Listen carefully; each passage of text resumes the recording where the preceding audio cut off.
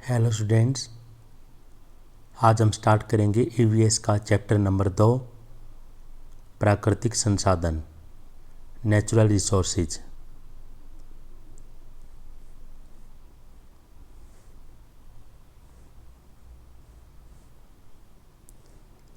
प्राकृतिक संसाधन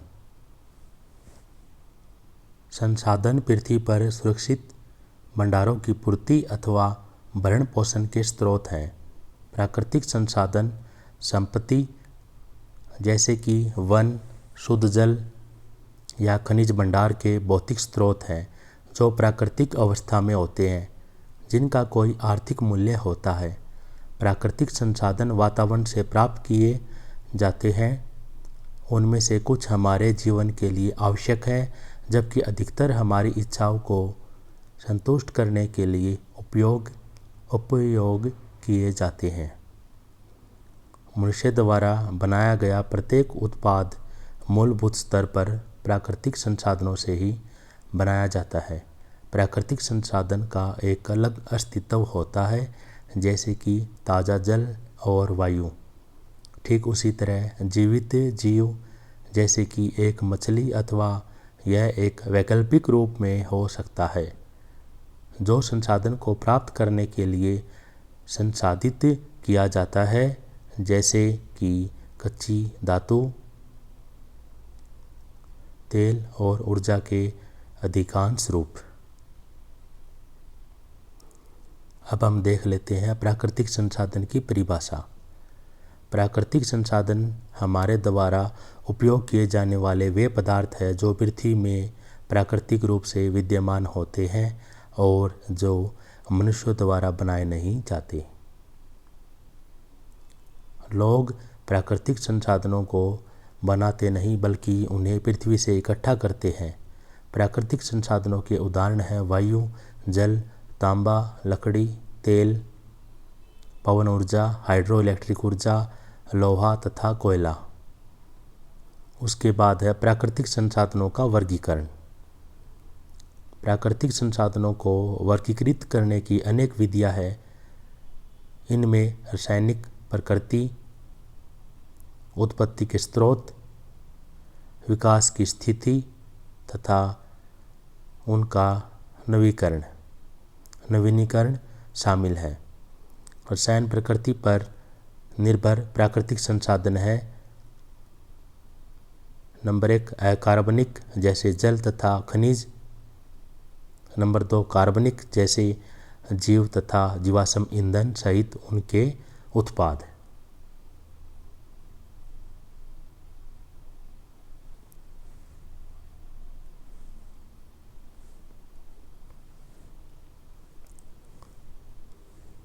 नंबर 3 मिश्रित में कार्बनिक तथा अकार्बनिक दोनों घटक होते हैं, जैसे मिट्टी। उत्पाद के आधार पर संसाधनों को निम्न 2 भागों में बांटा जा सकता है। नंबर 1 जैविक संसाधन, नंबर 2 अजैविक संसाधन। जैविक संसाधन जीवमंडल, जीवित तथा कार्बनिक सामग्री से प्राप्त किए जाते हैं, जैसे कि वन और वायु, और पदार्थ जो इनसे प्राप्त किए जा सकते हैं। जीवाश्म ईंधन जैसे कि कोयला और पेट्रोलियम भी इस श्रेणी में शामिल होते हैं, क्योंकि वे क्षय कार्बनिक पदार्थों से बनाए जाते हैं। अजैविक संसाधन वे संसाधन होते हैं जो निर्जीव अकार्बनिक पदार्थों से आते हैं। अजैविक संसाधनों के उदाहरणों में शामिल है पृथ्वी, ताज़ा जल, वायु और भारी धातुएं, जिनमें कच्ची धातु शामिल होती हैं, जैसे कि सोना, लोहा, तांबा, सिल्वर इत्यादि। प्रचुरता तथा उपलब्धता के आधार पर प्राकृतिक संसाधन 2 प्रकार के होते हैं। नंबर 1 कभी समाप्त न होने वाले संसाधन। वो प्राकृतिक संसाधन होते हैं जो बहुत ही प्रचुर मात्रा में पाए जाते हैं, इसलिए वे न तो कम होते हैं अथवा न समाप्त होते हैं। उदाहरण के लिए सूर्य का प्रकाश, वायु, रेत, मिट्टी, वर्षा इत्यादि। नंबर 2 समाप्त होने वाले संसाधन। वे प्राकृतिक संसाधन होते हैं जो संभवतः कम हो जाते हैं और फिर निरंतर उपयोग के कारण समाप्त हो जाते हैं। उदाहरण के लिए खनिज, जीवाश्म ईंधन, समाप्त होने वाले संसाधन आगे दो प्रकार के होते हैं, नवीकरणीय संसाधन तथा अनवीकरणीय संसाधन।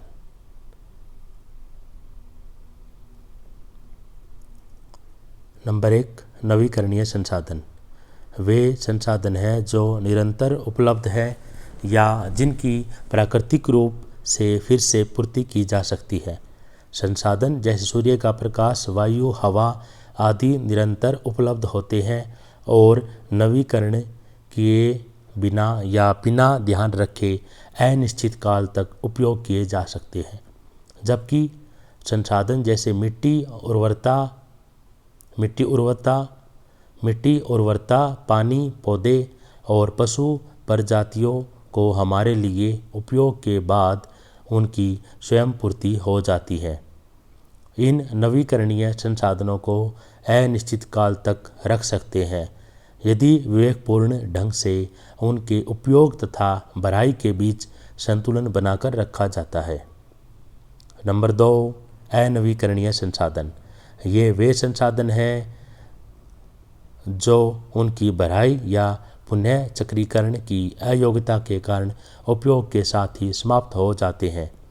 ये वे संसाधन हैं जो विकसित या वापस नहीं आते या जो वापस आने में काफ़ी लंबा समय लेते हैं। उदाहरण के लिए जीवाश्म ईंधन और खनिज। अनवीकरणीय संसाधनों को सुरक्षित रखना बहुत आवश्यक है, क्योंकि यदि हम तेज़ी से उनका उपयोग करते हैं तो वे भावी पीढ़ियों के लिए नहीं बचेंगे।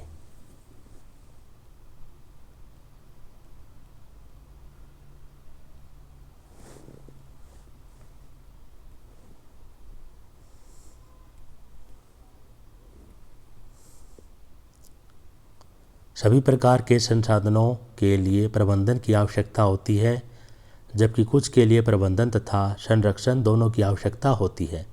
संसाधन दो प्रकार के हैं, नवीकरणीय और अनवीकरणीय।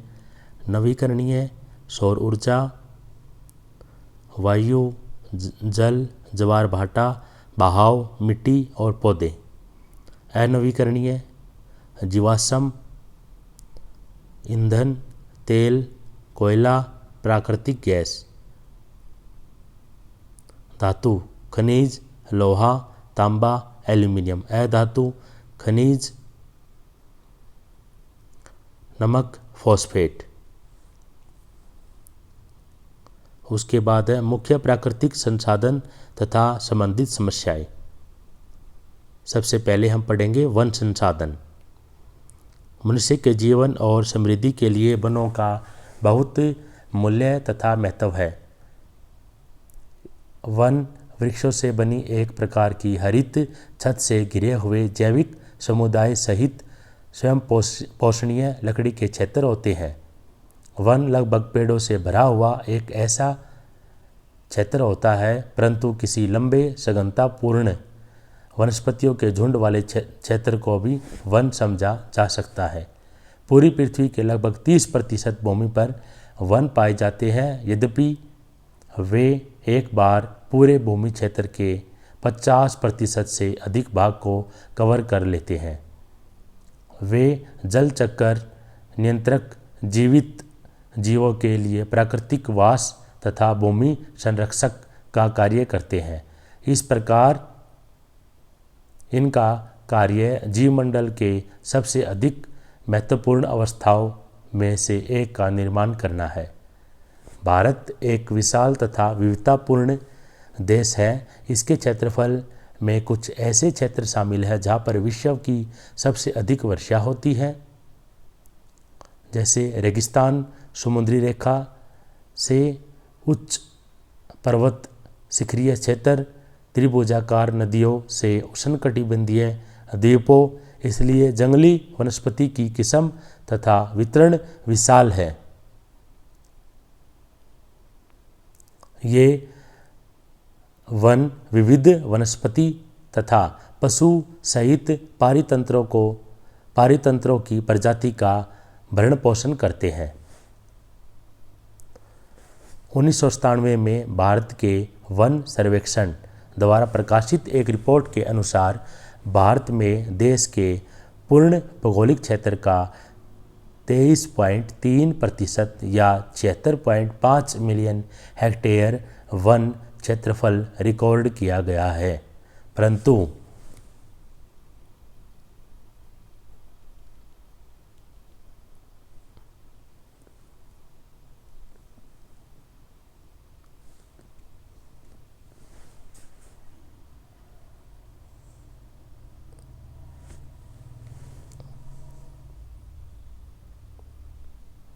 वन 63.34 मिलियन हेक्टेयर क्षेत्र कवर करते हैं, जिनमें 26.13 मिलियन हेक्टेयर नष्ट हो गए हैं।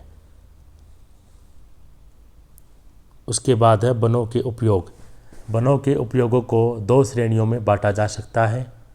नंबर 1 वाणिज्यिक उपयोग, नंबर 2 पारिस्थितिक उपयोग। वाणिज्यिक उपयोग। नंबर 1 इमारती लकड़ी। जंगल लकड़ी के स्रोत है, जो कि इमारती लकड़ी, सामान रखने के बक्से,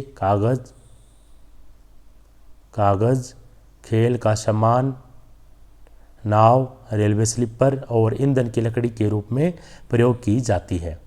देश के विभिन्न भागों में वृक्षों की 1500 से अधिक प्रजातियों का इमारती लकड़ी के लिए व्यावसायिक रूप से दोहन किया गया है। इसका उपयोग लकड़ी आधारित उद्योगों जैसे कि प्लाईवुड, आराघरों, कागज़ तथा लुगदी बनाने और परमाणु बोर्ड बनाने में किया जाता है। नंबर 2 खाद्य पदार्थ। फलों के वृक्ष ग्रामीण घरों के लिए भोजन और आय का एक अच्छा स्रोत है। कुछ क्षेत्रों में फलों के वृक्ष आमतौर पर खेतों के बॉर्डर के साथ साथ और कुओं के आसपास लगाए जाते हैं। आम, नारियल, संतरा, नाशपाती, जैकफ्रूट और कई अन्य वन स्वयं ही उग जाते हैं। नंबर 3 गंध तेल। उष्णकटिबंधीय घास जैसे कि लेमन घास, सिट्रोनेला और खस गंध तेल के स्रोत हैं। तेल लकड़ी की कई किस्मों जैसे कि चंदन की लकड़ी, अगर और देवदार की लकड़ी से निकाला जाता है। तेल कुछ पौधों तथा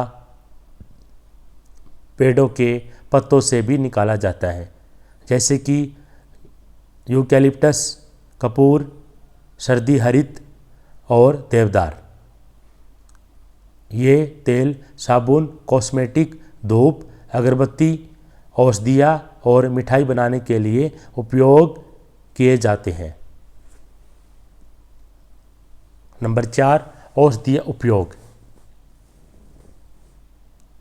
क्योंकि चिरकाल से मानव अनेक बीमारियों के इलाज के लिए वन पर निर्भर करते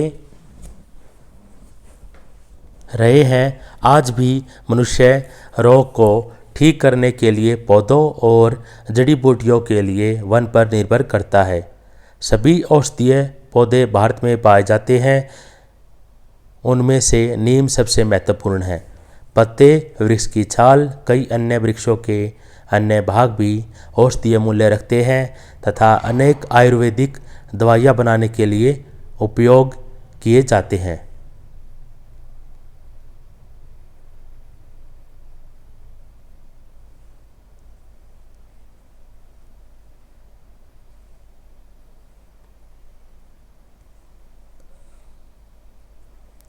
नंबर 5 रेशा। रेशे के पौधे के विभिन्न उपयोग होते हैं। कोमल रेशे जैसे कि पटसन पौधे के तनों से प्राप्त किए जाते हैं। कठोर रेशे भोंग और रेशे के पौधे के पत्तों से लिए जाते हैं, जिनका प्रयोग अनेक उपयोगों के लिए कपड़े बनाने के लिए किया जाता है। नारियल के फल से रेशे का दूसरा रूप नारियल की जटा प्राप्त की जाती है, जिसका उपयोग रस्सी बनाने के लिए किया जाता है। टैनिन वृक्ष की छाल से प्राप्त क्षार। टैनिन पॉलीफेनोलिक मिश्रित पौधे होते हैं जिनका उपयोग स्याही, दवाइयाँ, डाई और चमड़े की टैनिन में किया जाता है। नंबर 7 गोंद। गोंद कुछ पौधों के अघुलनशील अल्कोहल चिपचिपे स्राव होते हैं। खाद्य उद्योग में वे गाढ़ा करने वाले पदार्थ, जेलिंग पदार्थ, इमल्सिफाइंग पदार्थ और स्टेबिलाइजर के रूप में उपयोग किए जाते हैं। अन्य उद्योगों में वे चिपकाने वाले और जिल्दबंदी पदार्थों के रूप में भी उपयोग किए जाते हैं। गंधराल रेजिन।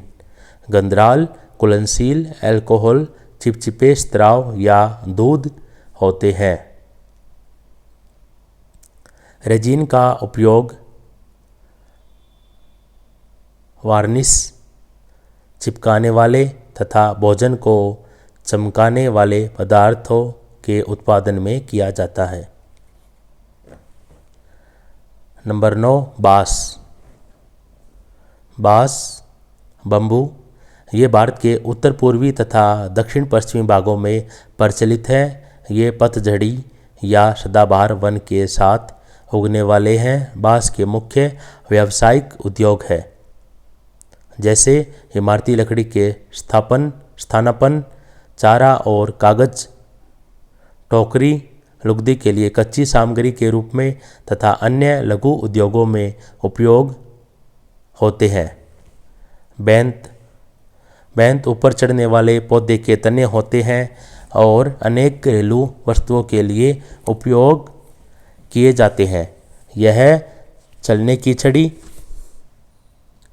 पोलो छड़ी, टोकरी, तस्वीरों के फ्रेम, स्क्रीन और चटाई बनाने के लिए उपयोग किए जाते हैं। नंबर 2 पारिस्थितिक उपयोग। नंबर 1 वायु रोकना तथा वात रोधक। वृक्ष भूमि की अधोगति को रोकने के लिए वायु रोकने का कार्य करते हैं। भारत में सौराष्ट्र तट के साथ लवण्य युक्त तटीय हवाओं के कारण होने वाली दुर्दशा को रोकने के लिए कैसयूरिना को सफलतापूर्वक लगाया गया है। प्रोसोपिस की प्रजातियां जिन्हें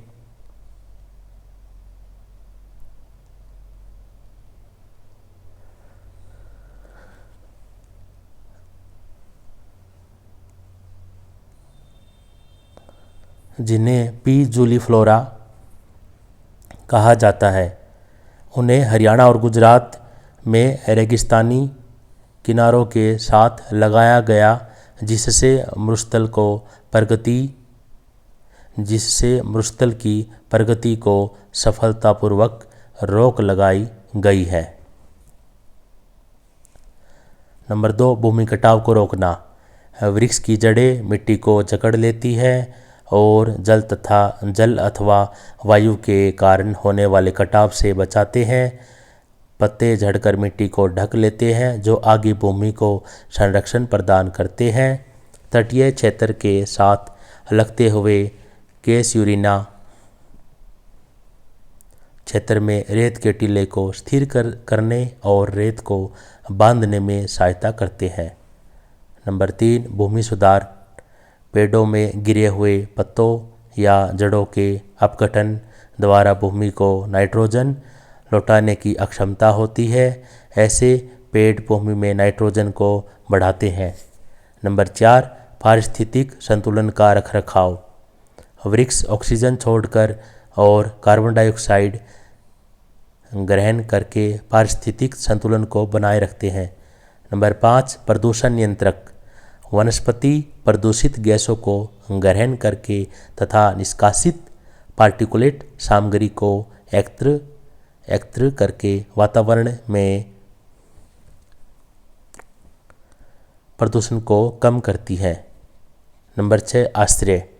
वन असंख्य जंगली पशुओं और पौधों का घर होते हैं।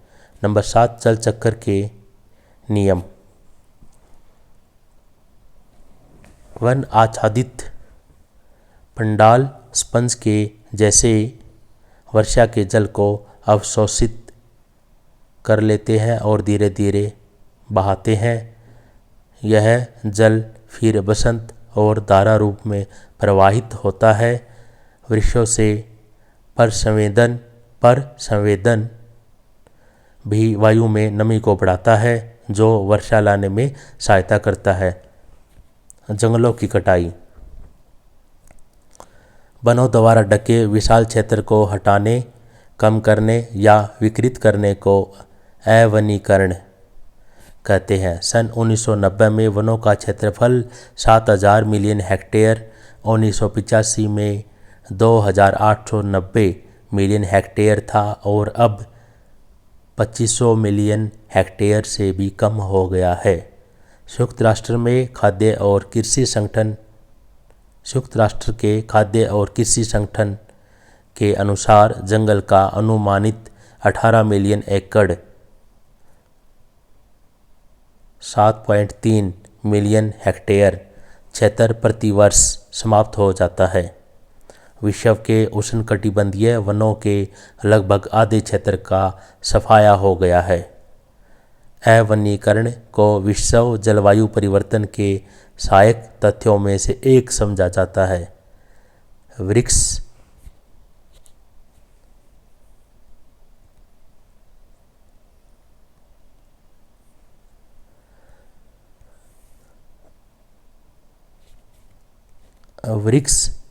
हरितगृह गैसों तथा कार्बन उत्सर्जन को अवशोषित करते हैं।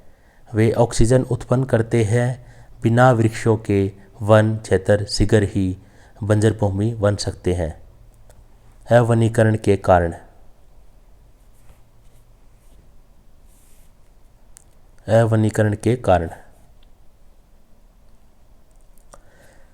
अवनीकरण स्थान, ऊर्जा और पदार्थों के लिए हमारे प्राकृतिक पारिस्थितिक तंत्रों के अत्यधिक शोषण का परिणाम है। ऐसे विस्तृत अवनीकरण के मूल कारण है। नंबर 1 झूम खेती। वनों के विनाश के लिए अक्सर झूम खेती या झूम को ही दोषी ठहराया जाता है। वास्तव में यह भूमि का घटिया उपजाऊपन है जिसने खेती के इस रूप को बढ़ावा दिया है। उष्णकटिबंधीय वन के एक छोटे क्षेत्र का सफाया हो गया है। पेड़ पौधे काट दिए गए, नष्ट कर दिए और जला दिए गए हैं। जितनी देरी से भूमि उपजाऊ होती है उतनी देरी से फसलें उगाई जाती है, जिसके बाद खेती उन्मुक्त हो जाती है और किसान भूमि के नए क्षेत्र की ओर गति करते हैं। उन्मुक्त भूमि को लंबी समयावधि के लिए जोतने के लिए छोड़ दिया गया, जिसके दौरान पेड़ पौधे फिर से विकसित हो गए और प्राकृतिक पारिस्थितिक तंत्र पुनः संग्रहित हो गया। भूमि इसको दोबारा उपयोग करने से पहले इसकी उर्वरता को फिर प्राप्त करने में असमर्थ होती है। यह भूमि की अधोगति का कारण बनती है तथा फसलों के बाद फसलों को उगाने में असफल होती है। कुल मिलाकर परिणाम यह होता है कि हरे भरे जंगल बंजर भूमि का स्थान ले रहे हैं। नंबर 2 जल विद्युतीय परियोजनाएं। बांध, जलाशय और जल विद्युतीय परियोजनाएं विशाल वन क्षेत्रों को क्षेत्र के सभी पौधों तथा पशुओं को मारकर जलमग्न कर देती है। बांध के निर्माण से पहले श्रमिकों के निवास के लिए काफ़ी क्षेत्र साफ कर लिया जाता है, जिसके लिए लकड़ी तथा अन्य वन पदार्थों का उपयोग किया जाता है। नंबर 3 पर्वतीय तथा वनीय सड़कें। पहाड़ी वनीय क्षेत्र में सड़कों तथा रेलवे लाइनों का निर्माण बनाकर अवनीकरण, भूस्खलन तथा भूमि कटाव लाता है। विशाल भाग विस्फोटक होते हैं। यह पहले से ही कमज़ोर पर्वत प्रणालियों को कमज़ोर कर देती है। घाटियों तथा जल प्रवाह के छोटे छोटे भाग ढलानों को कमज़ोर बनाने वाले तथा कटाव बढ़ाने वाले होते हैं। अति चराई। अति चराई और भारी भूमि कटाव होने के कारण थोड़े ही समय के अंदर भूमि बिगड़ जाती है। 20वीं शताब्दी के अंतिम दशक में भारत के पास 500 मिलियन जनसंख्या से भी अधिक बड़ा पशुधन है। चारागाह भूमि मुश्किल से 13 मिलियन हेक्टेयर है। अतः एक बड़ी संख्या में पशु वनों में ही चरते हैं। इन पशुओं द्वारा अति चराई करना वनों को चारागाहों में बदल देता है।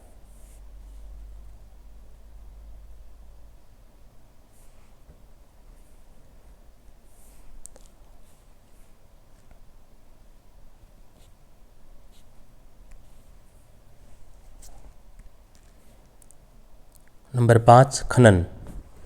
जंगली तथा पहाड़ी क्षेत्रों में खनन अत्यधिक हानिकारक होता है, क्योंकि खनन की धूल, अयस्क या कच्ची धातु के परिवहन तथा खनन के अपव्यय के कारण बड़े क्षेत्र में वनस्पति खराब हो जाती है। नंबर 6, ईंधन की लकड़ी की आवश्यकताएं। ईंधन की लकड़ी की मांग बढ़ रही है। स्वाभाविक रूप से वन भूमि के कई मिलियन हेक्टेयर क्षेत्र इस मांग को पूरा करने के लिए खाली कर दिए गए हैं। वन फर्नीचर, प्लाईवुड, बक्सों, माचिसों, पेंसिलों आदि के लिए लकड़ी प्रदान करते हैं। नंबर 7, वन जलना। आग जंगलों की शत्रु है और यह बड़े विनाश का कारण बन सकती है। नंबर 8, विनाशकारी कीट। कई कीड़े और विनाशकारी कीट पत्तों को खाकर, सूट में छेद करके तथा रोग फैलाकर पेड़ों को नष्ट कर देते हैं।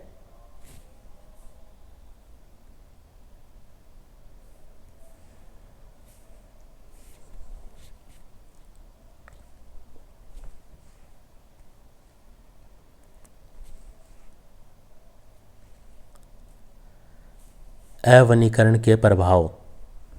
नंबर 1, प्रजाति का नुकसान। जंगलों में पाए जाने वाले विश्व के पौधों तथा पशुओं का 70% अवनीकरण के कारण अपने निवास स्थान खो रहे हैं। निवास स्थान का खोना प्रजाति के लुप्त होने का कारण बनता है। यह केवल एक जैविक विद्या त्रासदी नहीं है, अपितु औषधीय खोज तथा स्थानीय जनसंख्या को शिकार करने और औषधि के लिए वनों में पशुओं और पौधों पर निर्भर करते हैं, उनके लिए नकारात्मक परिणाम भी है। नंबर 2, कार्बन उत्सर्जन। स्वस्थ वन हरित गृह गैसों को सोखने और कार्बन उत्सर्जन जो मानव समाज द्वारा प्रेरित होते हैं तथा विश्व जलवायु परिवर्तन में योगदान में सहायता करते हैं। बिना वृक्षों के अधिक कार्बन तथा हरित गृह गैसें वातावरण में प्रवेश करती है। मामले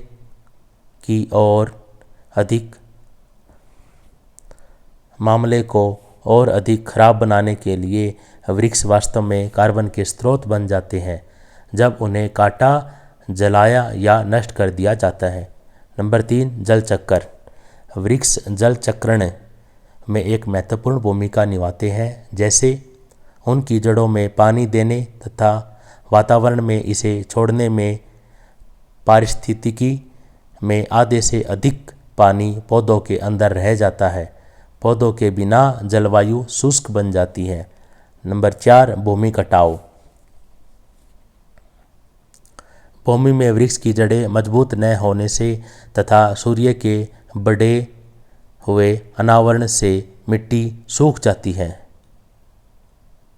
जो कई समस्याओं को बढ़ा सकती है, जैसे बाढ़ों में वृद्धि और खेती करने में असमर्थता।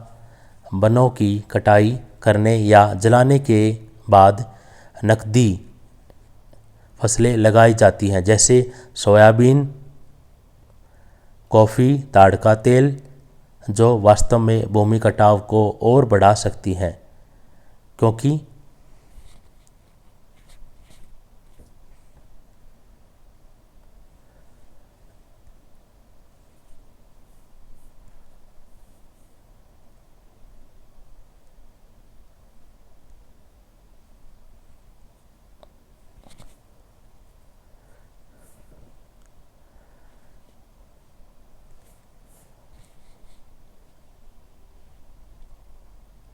क्योंकि उनकी जड़ें मिट्टी को वैसे नहीं पकड़ सकती जिस तरह वृक्षों की जड़ें पकड़ सकती है।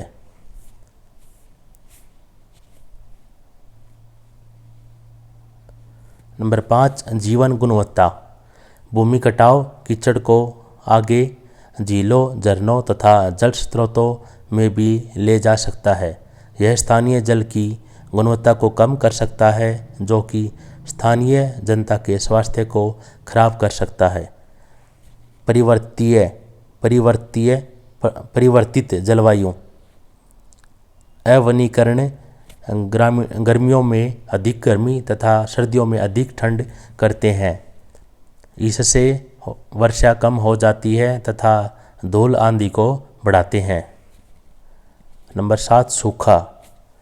वन आवरण की अनुपस्थिति में जल विभाजक क्षेत्रों में झरने सूख जाते हैं। शुष्क मौसम के दौरान नदियों में बहुत ही कम पानी रहता है और परिणाम स्वरूप सूखा पड़ जाता है।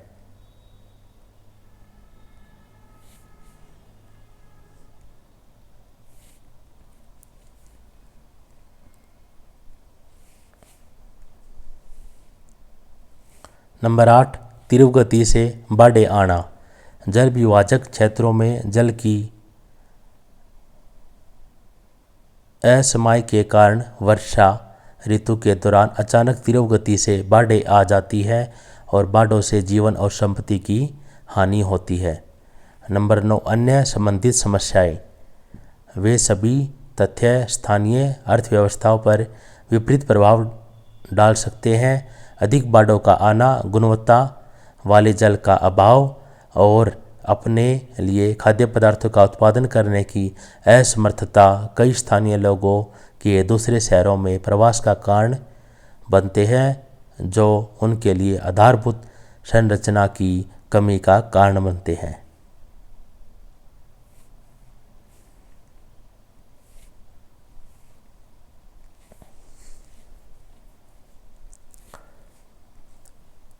वन संसाधन हमारा कंप्लीट हो गया है। उसके बाद है भूमि संसाधन।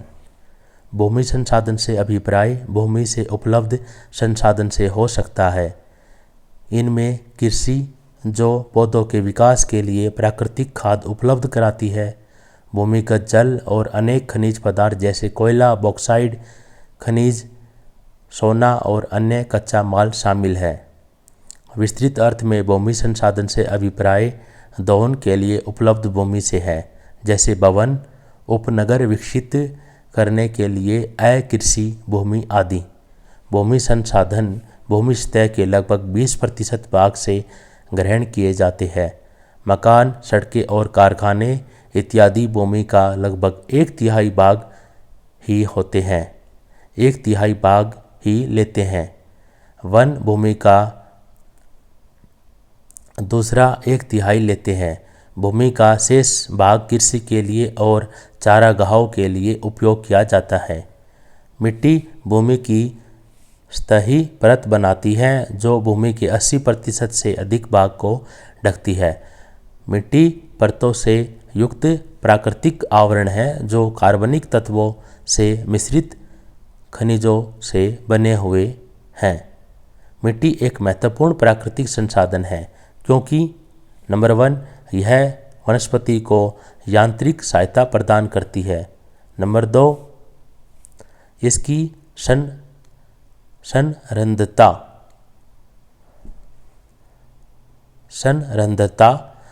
और जल ग्रहण करने की अक्षमता के कारण मिट्टी जलाशय के रूप में पूर्ति करती है।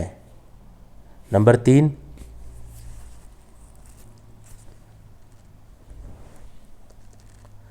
भूमि की आयन विनिमय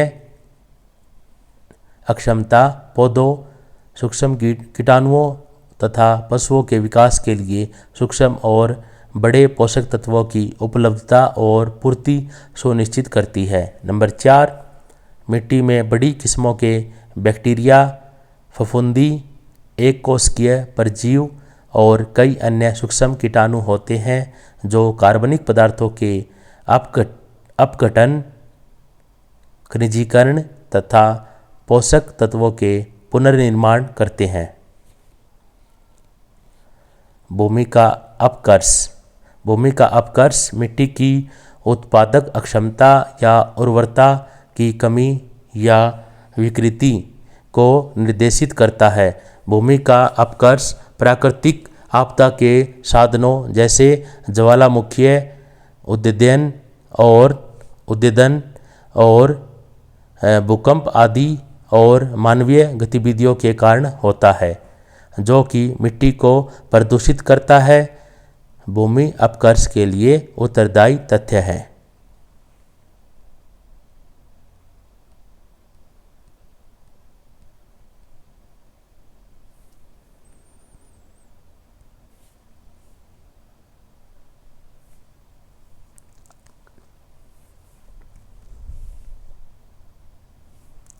भूमि कटाव। भूमि कटाव से अभिप्राय वायु, जल या मानवीय गतिविधियों के कार्य द्वारा भूमि की सबसे ऊपरी उपजाऊ परत की हानि होना है। भूमि कटाव एक प्राकृतिक प्रक्रिया है। यह एक समस्या बन जाती है जब मानवीय गतिविधियां आंतरिक प्राकृतिक स्थितियों की अपेक्षा अधिक तेज होती है। मानवीय गतिविधियां जो भूमि कटाव का कारण बनती है, वनों का नाश, अरक्षणीय कृषि विधियों जैसे गहराई से हल जोतना, मोनोकल्चर एकल खेती, अत्यधिक ढलान पर खेती करना तथा कीटनाशकों और खादों का अधिक उपयोग करना। अधिक कटाव कई समस्याएं पैदा कर देते हैं, जैसे कि मरुस्थलीकरण, भूमि अपकर्ष के कारण कृषि उत्पादकता में कमी, जलमार्गों का अवसादन और भूमि की ऊपरी परतों में पोषक तत्वों की हानि के कारण पारिस्थितिक गिरावट। धन्यवाद।